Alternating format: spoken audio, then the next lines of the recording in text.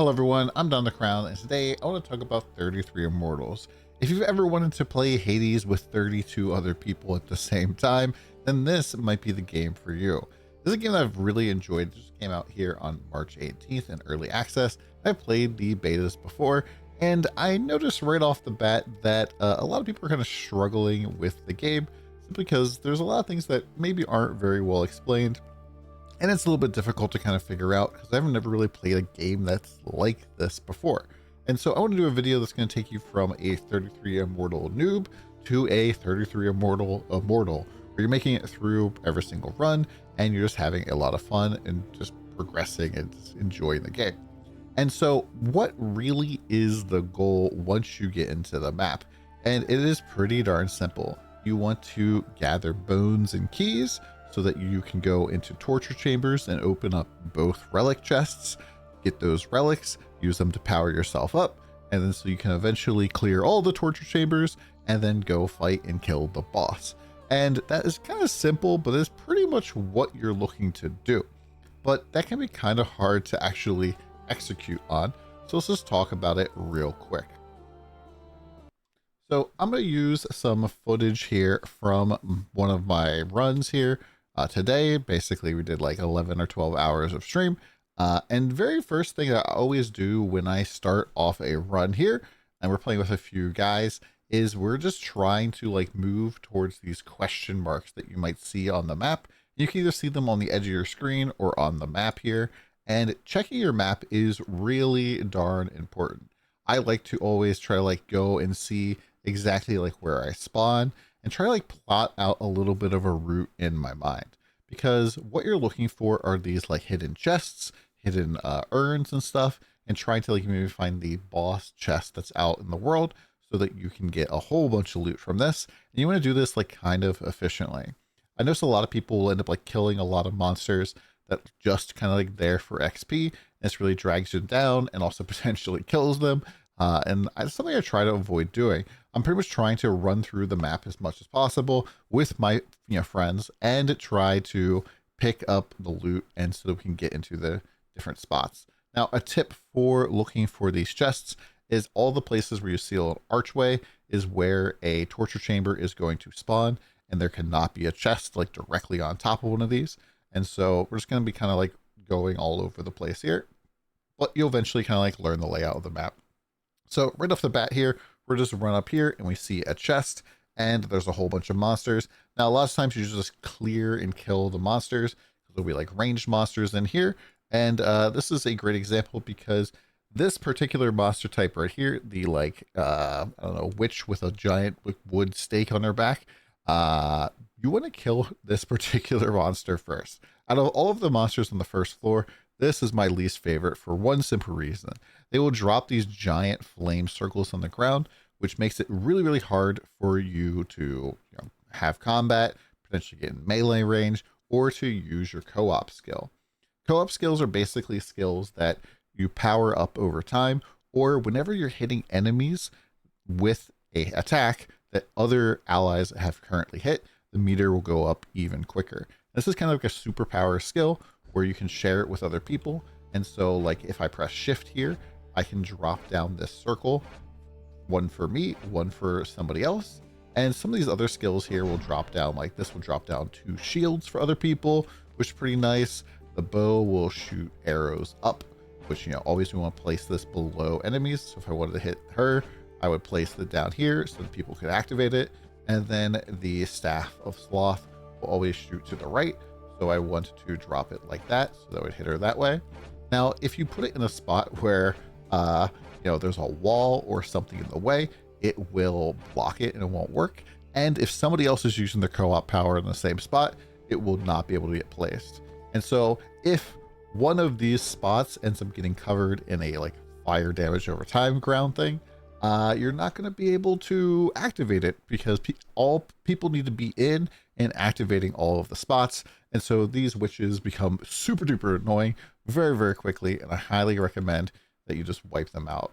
And yeah, so we just go around, we just look for more chests and we try to basically find keys, and we try to like load up with bones as well. You can buy keys for 100 bones, But realistically, you want to open these chests here. These little, or the big version of this chest, is the only spot where you can drop a key right now, and is just way better when you drop a key as opposed to having to buy it, because then you don't have to waste the bones. And so each one of these chests gives me, I believe, 25 bones right now. This one gives me a key, so that's like getting 125 bones, which is just a huge win. The little urns are easier to deal with because you can just break them, and but the chests you do have to channel, so you do want to kill the enemies around it. Now this brings us to the next part here, leveling up. As you fill up this little thing that is behind me, right here, this little purple orb, that is your dust meter. And dust is basically your XP in the game. It gives you the ability, once it is completely full, to spend the entire orb on a level up. And these level ups kind of become a little bit more difficult as you level up. Not super duper noticeable though, but you're going to get the choice between attack, life, or empathy. And I think the first two are pretty obvious. Attack does more damage. Vitality gives you more life, whereas empathy is a little confusing. Basically what it's going to do is going to make it easier for you to build up your meter. It's going to enhance your co-op ability, and it makes you do more damage when you're doing co-op strikes. And so for some particular builds or setups, you might want to actually spam empathy. Maybe you do like giving out shields as the sword, or if you're playing bow, a lot of people like to spam empathy for the co-op like rain of arrows thing, just shooting those nonstop really helps out with a lot of mechanics and things. And so empathy can be pretty good, especially because it does give you co-op strike damage. Now eventually, as it's going through here, you'll see this giant golden ring come kind of in on you, and this kind of warns you that there is a judgment from God coming at you. And afterwards on the map you will see 6 different gates are now active, and these are the different torture chambers that you can head to, and 6 people at a time can be inside of them. So I'm kind of telling my guys, let's go to the left, let's go to the left. You can emote by pressing Alt, and that's kind of a wheel around you. You can mouse wheel up and down in order to change which set of emotes you're on. But you want to get 6 people in here ASAP. There's always a little bone shrine outside of the torture chambers, so you can buy a heal for yourself and everybody around you. 25 for you, 10% for everybody else around you. And then you can buy a teleporter. You start with 1 teleporter. If you click on somebody on the map, you'll zap to them, which is pretty nice. And then the third thing you can buy is a key for 100 bones. And so you always want to have keys, and so you're going to be spending a lot of bones on keys unless you find them. Now, when you enter the torture chamber, there's going to be like a little bit of a delay, but then monsters are going to start to spawn. And then eventually you're going to fight 1 to maybe like 3 bosses. It kind of depends on how far into the stage you are. The more torture chambers that are cleared, kind of the harder it becomes. And typically you're going to have, like, especially in the beginning here, 2 enemy types. So you can see we have the witches and the shield bros. And then you're probably going to get a boss that is either one of those 2 or something different. I believe in this particular case here, we end up getting a archer dude. So big archer dude. And the bosses basically, or the elites, have their own like special abilities to them. And so the archer will like drop down like a whole bunch of little turrets that'll shoot one shot at everybody. The witches have skulls that pop up. If you don't kill them, they create giant zones. And then most of the melee guys just kind of like run at you and do a little AoE. The shield guy does like a rectangle charge type of thing that will push you, which is kind of annoying. But yeah, they're pretty easy to deal with for the most part. And then once you have completed this, and the guy has died, it will, and everything is dead in the room, so everything has to be dead. You will get access to the reliquaries to get the relics. Now, if somebody else dies, you can resurrect and pick them up just by pressing E. If you are dead, you kind of want to go and be like somewhere safe. But don't move away from people that are trying to res you. If you're moving while you're dead and your character starts to slow down, that means someone's resing you. You should stop moving. Also, you might notice that sometimes people get captured by elites. If an elite does kill a player, you have to like spam heavy attacks by holding down your attack in order to kind of like stagger the elite and get them out. But once you have completed the relic chamber here, or the torture chamber here, there were 2 reliquaries to be open. You have the free chest over here and the chest that requires a key. And this is why you're bringing a key. There's always going to be a key box in here. And so if you don't have a key when you go in here, you're missing half of the loot, which is just a really bad thing. So you always want to have two key. You don't have a key, so you have two chests. You can get a relic. This is a blue relic or a rare relic, which is the middle tier of relics. And you can equip, you can re-roll, or you can dismantle it. And if you choose to equip it, you can still re-roll or dismantle it just from like clicking on it on the left-hand side. That's pretty easy to do. You can even just re-roll it in your inventory, which is pretty nice. It does cost an increasing amount of bones as you re-roll it. And so you kind of might run out of bones if you run out. That's not that big of a deal. You can just wait for later. I got some kind of good stuff here as well. And then eventually you are going to clear 6 of those across the entire group. And the Judgment from God will happen. And then 6 more gates will pop up. And then you'll have the final 12 finishes. About like 30 seconds later, basically the Judgment from God is going to come back again. This is going to be the last one. It's kind of like warning you like, hey, like fire is coming.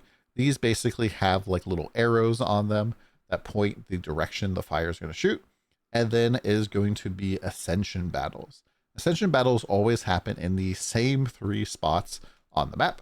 Over here on the left, top middle, and then over here on the right. And basically there is a giant Fortnite death storm that's closing in on these 3 locations. And if you were caught out in the storm, you're going to die very, very quickly. So if you were like one of these guys here, for example, you want to be very quickly moving to this battle or that battle and trying to gather people by spamming emotes to come here. And ideally you want to clear as many of these Ascension Battles as possible, which is very nice because you get a group relic that can give you some nice buffs, like completely healing you on going to the boss, getting heals during the boss, doing more damage, taking less damage. There's a lot of very good things that are random. You don't get to pick what you get, but it is pretty nice to get. And so in the Ascension Battle, basically you're going to be facing 3 different monster types, and it's going to be a lot of them. That kind of starts spawning, and if you're soloing this is kind of a bad thing to do. And so this is going to bring me to my next tip here, which is you should really always be checking the map. Not just Ascension Battles, but for even torture chambers, you really don't want to be going into them solo or even duo because, yeah, you're kind of just going to be deleting yourself, which is not a good thing. You want to be alive so the team can be successful. And yeah, so check your map and people will come if they haven't come already. Like if I'm checking the map here, for example, after finishing this up, like I will notice that people are going and doing the different battles here. They're completely full 6. I can see here that there are 2 guys that have gone into this torture chamber by themselves. And also behind my head here on the map, I realize that there is a group of 3 guys that are doing a torture chamber by themselves. I believe one of them is already knocked down. So I teleport to them to try and save the day here, try like recover it, because if you're doing this like with very few people, there's gonna be a lot of enemies and they are going to be all over the place. And it's gonna be very hard to deal with. And so do not try to like be solo. Try to group up with people as much as you can. If you can find 3 other people to like hop in comms and play together with, that's probably the best. But you can just kind of like keep looking at your map to see where people are going and make sure that you're going to torture chambers that have people like around or in them already. And you definitely want to make sure you're going to an Ascension Battle where you have other people, because if you're trying to solo this, it's not going to happen, man. This is absolutely not going to happen. I don't care how geared you are. There's just so many enemies, and if they're all attacking you, all chasing you down, it's really rather difficult. Now, once this does finish up here, we're talking about the boss next. Basically, you're going to get a group relic here. We can kind of see one of the group relics from the other group that's doing the Ascension Battle over here. I'll be able to click on it later, but this just gives us some co-op meter whenever the boss loses a health bar. And once the Ascension Battle also finishes, we can tell how much time we have left, by the way, because the star is kind of a clock. So we can see that we're like running out of time here until the storm closes in, but you will get the ability to level yourself up 1 more time if you want to, and you have enough dust for that. And we earned like another relic here for the team. So we earned all players take less damage for every other nearby player. But let's talk about the boss, because there's 3 mechanics for the boss that I think are a little bit confusing for people, that I've seen a lot of people get killed by. And so if you don't want to know boss mechanic stuff, you can probably chop the video here. But let's talk about Lucifer. So this is just really important that you actually do the mechanics here. These are, I want to talk about the things that are the high priority. I, right before filming this, went on a run and we wiped basically at 10%. We wiped at 10% because nobody did this mechanic that's coming up here. That is just really stinking simple. And so the boss has 3 different special mechanics, and he will do 1 during the first 3 health bars. And then during the next 4 after that, so the top 7, he will do 2 different mechanics. It'll be either the first mechanic or the second one that he unlocks. And then in the last 3 bars, he unlocks his last mechanic. They'll be in a random order. Some of them I think are a little bit easier than other ones. And it's kind of funny because the one that I fail the most frequently and that will wipe your group is this one here, which I think is probably the easiest. It's kind of silly, but let's just talk about it real quick. So with this particular move, what he's going to do is he's going to put 2 shackles on his hands, and these are targets. And as long as you kill 1 shackle, you shall not wipe to this mechanic. If you do not kill any shackles, you will wipe. This will be the end of the thing. And so if you see Frozen Hate casting, if you see he's got shackles on his hands and you are not helping to kill the shackles, you are doing it wrong, just period. And so help out, kill the shackles. And after he does the shackles, he's going to do a series of AoEs, and whichever side a shackle was broken will have a safe zone. So as long as you kill 1 side and then go to that side, you'll be good to go. If you do not go to the correct side, you will die. He also, this is one of the mechanics that he spawns 3 ads. These do have to be killed. They will not go away after the mechanic is done. And so like I recommend doing shackle 1, ads number 2, and then shackle 2 if you have enough time, because he takes reduced damage while the shackles are still active, I believe. And so here I'm signaling to people, go left, go left, go left. And we'll see we have 17 people alive in the top right hand corner. And we're going to see some guys not go left. We see some guys go to the right. And yeah, that is probably dead. And so the first safe zone for wait. Okay, never mind. In this particular video, the guy did not die. Okay, and so here basically we see that we have broken the shackle right at the end of Frozen Hate, and the safe zone is going to be on the left. So there's a huge AoE over here, and now during this part there is a safe zone on the left, whereas everything on the right is death at this point. And so if you were on the right during this, you would just die, and that would be pretty annoying. But yeah, after that point, the ads are still going to be alive. Ideally, you want to try to drag these ads up towards the heart so that people can melee cleave them down. Sometimes people kind of get a little bit lost in the sauce here, and they are, all over the place. But that is pretty much the case for that. Now, the next mechanic we have is Last Betrayal. Last Betrayal is pretty simple. He's going to summon 3 blue elites, and all you have to do is kill them before the cast completes. And that's pretty much it. Now, what he actually does during this mechanic is he will cast 3 like raid-wide wipes, and for every single elite that you kill, the blue elites, there will be 1 safe zone. Now, you can continue to kill the elites while he's doing the wipes, but if you do not actually get them, you're just going to completely wipe out. And we'll just kind of skip ahead here a little bit. So we can see here that we don't get any of them in this particular run. And yeah, the entire field here is just going to get completely full, and it's going to do a ton of damage to us. You see we take like 30 damage or 29 damage from this. And yeah, like taking 29 damage 3 times can be quite a bit of damage. I'll show an example here where he actually does successfully get it cleared. So when you kill all of the ads, there's going to be a little telegraph here that's really easy to tell.